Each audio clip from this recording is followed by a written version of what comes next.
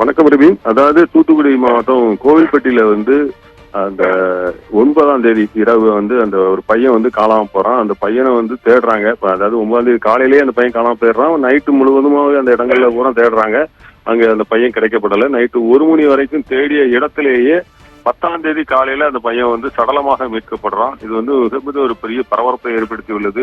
ஒரு 10 வயது பையன் திடீரென காணாமல் போன ஒரு பையன் போலீசார் தேடிக்கிட்டு இருந்த இடத்திலேயே, எந்த இடத்தில் காணாமல் போனதாக கூறுகிறார்களோ அந்த மொட்டை மாடி பகுதியிலேயே இரவு முழுவதும் தேடிய இடத்திலேயே மீண்டுமாக சடலமாக அந்த இடத்தில் மர்மமான முறையில் இறந்து கிடந்தது. அது பெரிய பரபரப்பை ஏற்படுத்தியது. இதனுடைய விசாரணை இந்த 3 நாட்களாக முடுக்கிவிடப்பட்டது. முதல் நாள் தூத்துக்குடி நிலையிலிருந்து மோப்பனாய் வரவழைக்கப்பட்டு மோப்பனாய் மூலம் அது முழுவதுமாக ஆராயப்பட்டன. அதில் சரியான கிடைக்கவில்லை என்பதால் நேற்று குமரி மாவட்டத்திலிருந்து ஒரு நாய் மோப்பனாய் கொண்டு வரப்பட்டு அதுவும் அந்த தனது மோப்பனாய் அந்த வேலையை செய்தது. அப்படியும் சரியாக கிடைக்கவில்லை. இன்றைக்கு பாத்தீங்கன்னா விருதுநகரில் இருந்து ஒரு மோப்பனாய் வரவழைக்கப்பட்டு அதுவும் மூலமாகவும் விசாரணை மேற்கொள்ள இருக்கின்றார்கள். இந்த நிலையில் தான் பார்த்தீர்கள் என்றால் இன்று காலையில் பாத்தீங்கன்னா அவர்களுடைய தாயார் தாத்தா எல்லோரும் சேர்ந்து அந்த குடும்பத்தினர் தற்கொலை செய்ய முயற்சி மேற்கொண்டார்கள்.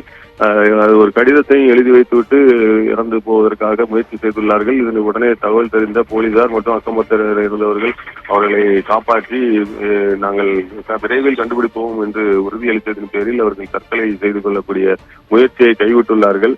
இந்த நிலையில் இப்பொழுது 3 பேரை காவல் நிலையத்தில் வைத்து மிகவும் தீவிர விசாரணை மேற்கொண்டு வருகின்றார்கள். அந்த இடத்திலேயே அந்த அருகில் உள்ள வீட்டில் இருந்தவர்களே அன்றைக்கு வேலைக்கு செல்லாமல் கூலி வேலைக்கு செல்பவர்கள், அவர்கள் வேலைக்கு செல்லாமல் இருந்தவர்கள் அன்றைக்கு போதையில் இருந்த நிலையில் இந்த சம்பவத்தை செய்திருக்கலாம் என்றும் சந்தேகிக்கப்படுகிறது.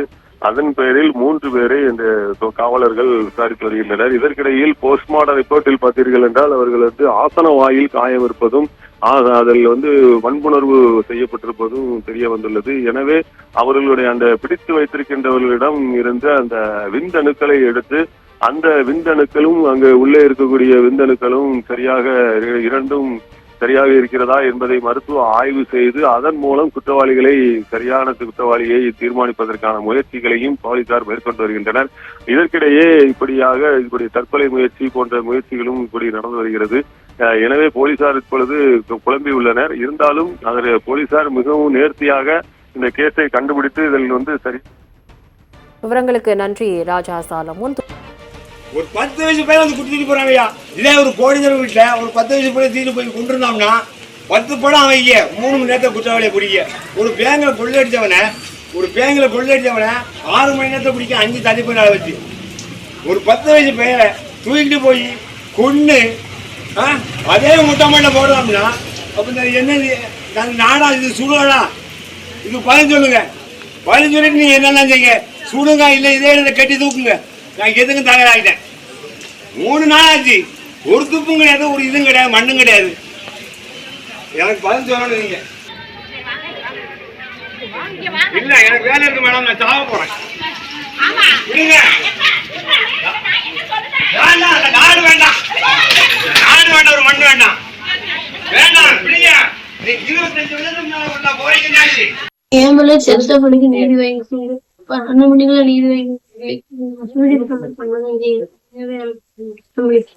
வாங்கி அவங்க என்ன ஏன்னு கண்டுபிடிச்சு நாம அவங்க குளங்காரம் இல்லே கொண்டாங்கல்ல. போலீஸ் தேடிக்கிட்டே விசாரிச்சுட்டே இருக்கு. அவங்க வேலையை அவங்க பாக்குறாங்க. நான் இல்லைன்னு சொல்லல, அவங்கள குத்தம் சொல்லலாம். ஆனா சீக்கிரம் கொஞ்சம் சூட்டா சீக்கிரம் பண்ணா எங்களுக்கு கொஞ்சம் ஆறுதலா இருக்குல்ல.